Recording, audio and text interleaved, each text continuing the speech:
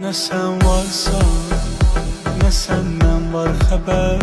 Giden sensin, kalan senden keder. Habersiz sen, olanlardan bitenlerden haber.